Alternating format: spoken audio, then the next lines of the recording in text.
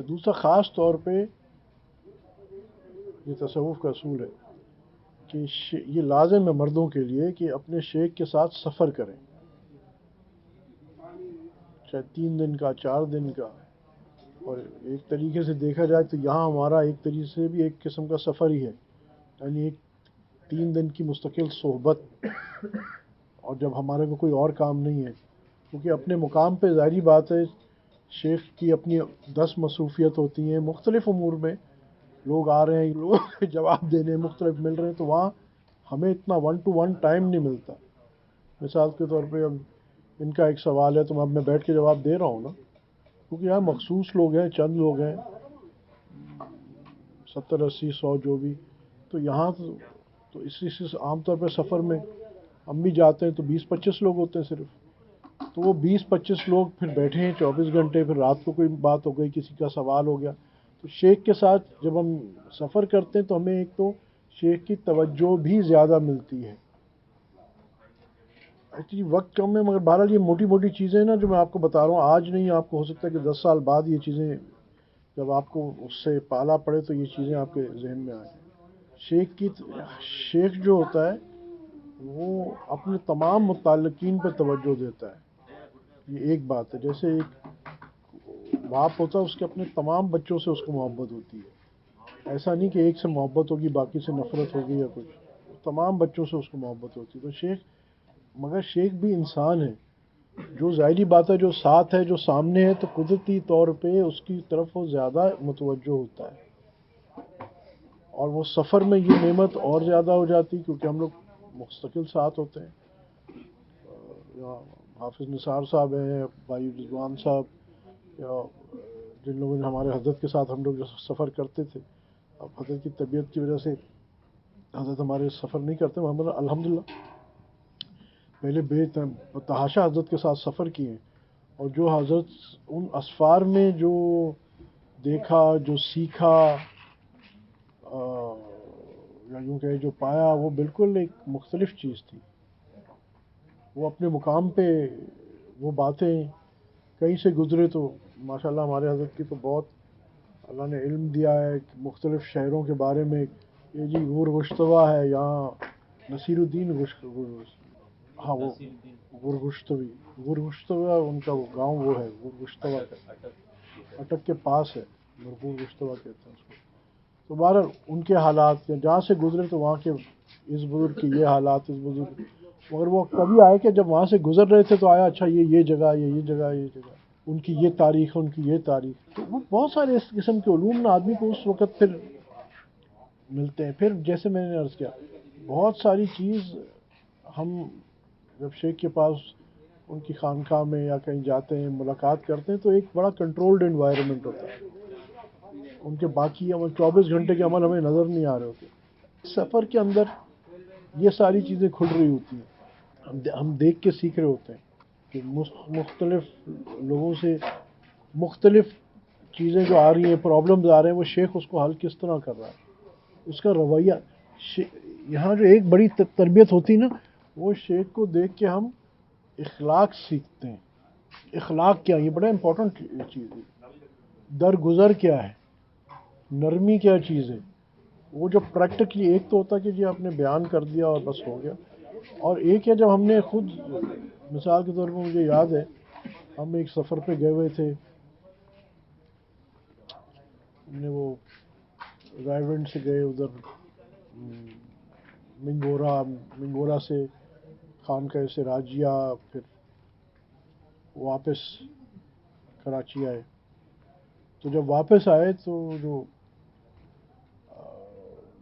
جیسے وہ کوسٹر والے ہوتے ہیں، جو اس ہم نے ابھی کوسٹر مجھے یاد کی ہوئی تھی، کرائے پہ لی ہوئی تھی، تو وہ آخر میں پٹرول کے اوپر وہ کچھ اس قسم کی حرکت کرنا چاہ رہا تھا کہ جو طے ہوا تھا نا وہ اپنے معاہدے پہ پورا نہیں، وہ جیسے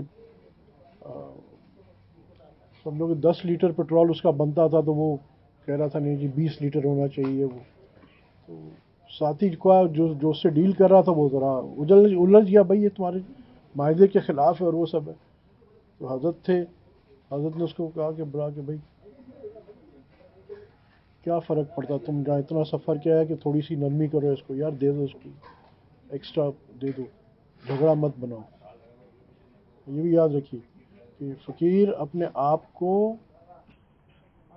جھگڑوں سے دور رکھتا ہے، کیونکہ جب ہم اپنے آپ کو بلا ضرورت جھگڑوں میں الجھ جاتے ہیں تو ہم اب اللہ کی یاد کے معاملے میں فقدان میں چلے جاتے ہیں۔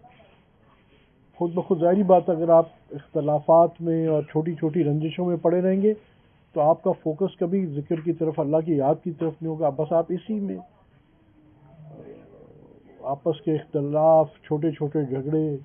تو فقیر دنیا اختلافات بچانے کے لیے دنیاوی منصب، دنیاوی عہدے، دنیا بڑی آسانی سے چھوڑ دیتا ہے اور اپنے آپ کو اللہ کی یاد کے لیے فارغ رکھتا ہے۔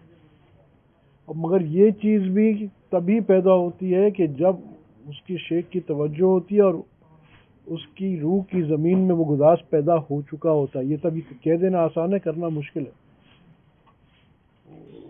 ساری فقیری اور بزرگی ایک منٹ میں ہماری ٹھکانے جب آتا ہے، 10 روپے کا مسئلہ آتا ہے، پھر دیکھیے سارے۔ مگر یہ اندر کا حقائق، اندر کا جو چینج ہے نا، جو ایکچوئل چینج ہے، اور اس کے سب سے بڑا پریکٹیکل اگزامپل ہمارا شیخ خود ہوتا ہے، جو ہمیں لمبے لیکچر نہیں دے رہا ہوتا، مگر اس کی ایک ادا ہمیں بتا دیتی کہ ہم نے کرنا کیا ہے۔ ایسے حالات آ جائیں کہ ایک آدمی نے اپنا وعدہ پورا نہیں کیا ہے مگر اب وہ ضد کر رہا ہے، تو جھگڑے سے بچو۔ ٹھیک ہے، کچھ تم نے اس کو زیادہ دے دیا، میں جھگڑے سے بچ گیا۔ تم یہ لوگ بیوقوف نہیں ہوتے کہ سمجھ میں نہیں آئی کہ یار نہیں، مگر سبق کیا ہے کہ وہ اخلاق جو نبی کریم صلی اللہ علیہ وسلم کے تھے، وہ اخلاق، وہ ان کے اندر وہ اخلاق موجود ہوتے ہیں، ان کا پرتاؤ ہوتا ہے۔ ظاہری بات ہے وہ درجہ تو نہیں ہو سکتا۔ ہم دراصل، اور یہ اگین میں بار بار عرض کرتا ہوں، ہمارے مشائخ یہی فرماتے ہیں کہ شیخ حق اپنے پیچھے نہیں چلاتا، وہ رسول اللہ صلی اللہ علیہ وسلم کے پیچھے چلاتا ہے۔ وہ ہر عمر میں، وہ خود بھی یہی کوشش کر رہا ہوتا ہے اور آپ کو بھی یہی بات بولتا ہے، یعنی اس کا خود بھی یہی دن رات اس کی بھی کوشش یہی ہوتی کہ میں کس طرح آپ صلی اللہ علیہ وسلم کی مشابہت کر لوں، میں کس طرح آپ صلی اللہ علیہ وسلم کی ایک ایک سنت فالو کر لوں، اور ہمیں بھی وہ یہی دعوت دیتا ہے۔ مگر بعض اوقات کیونکہ وہ ہمارے سامنے ہوتا ہے تو اس کو دیکھ کے ہم جلدی سیکھ سکتے ہیں۔ ایک یہ دیکھو نا، یہ تو اللہ پاک نے کہا وہ ماں کو میں نہ ماں کو تمہارے ساتھ ہو، تم جہاں کہیں بھی ہو، تو اللہ پاک تو ہر جگہ ہے، ہمیں پتہ ہے۔ مگر آپ خود سوچیں کہ ایک آدمی تنہائی میں تو سگریٹ پی لے گا، اپنے شیخ کے سامنے تو سگریٹ نہیں پیے گا نا۔ تو تنہائی میں کیا اللہ نہیں ہے؟ اللہ تو ہے، پھر وہ تنہائی میں کیوں سگریٹ پی پا رہا ہے اور اللہ کے سامنے شرما نہیں رہا اور شیخ کے سامنے شرما رہا ہے؟ کیوں؟ قدرتی بات ہے، ظاہری بات ہے، ہمارا ایمان ابھی کمزور ہے نا، وہ استعداد ہمارے اندر نہیں پیدا ہوا۔ تو شیخ سے تو پھر بھی ہم کیونکہ سامنے ہیں تو، اور ایکچولی وہ وہاں کی جو لرننگز ہوتی ہیں وہ ہمیں اس قابل بناتی ہیں۔ ہم آداب دربار نبوت شیخ کے یہاں سے سیکھ کے جاتے ہیں۔ ایک پروٹوکول ہے، آپ صلی اللہ علیہ وسلم کے دربار کا ایک پروٹوکول ہے نا، کسی بھی مقام کا ایک پروٹوکول ہوتا ہے نا، ایک ادب ہوتا ہے، تو اس کو جب تک وہ آدمی سیکھے نہیں، وہاں اس لیول پہ انٹری نہیں ہوتی۔ تو یہ چیز ہم شیخ کی صحبت میں بات ہے۔ ان کے کیا نام کیا آپ کا؟ جنید بھائی کے سوال یہ تھا، ایک سوال کے جواب میں یہ عرض کر رہا تھا کہ پہلا لیول جو ہمارا لیول ہے، انشاءاللہ یہ آگے خود بخود بڑھتا رہے گا، اس سے فکر نہیں کرنی۔ بٹ پہلا لیول کیا ہے؟ پہلا لیول یہی ہے کہ ہم نے فنا شیخ کا اچیو کرنا لیول۔ تو یہ عقیدہ کہ مجھے جو فائدہ ہو رہا ہے کسی کی کتاب پڑھنے سے، کسی کی مجلس میں جانے سے، کسی کا بیان سننے سے، وہ مجھے اپنے شیخ کے ذریعے ہی ہو رہا، اور ہوتا بھی ایسا ہی ہے۔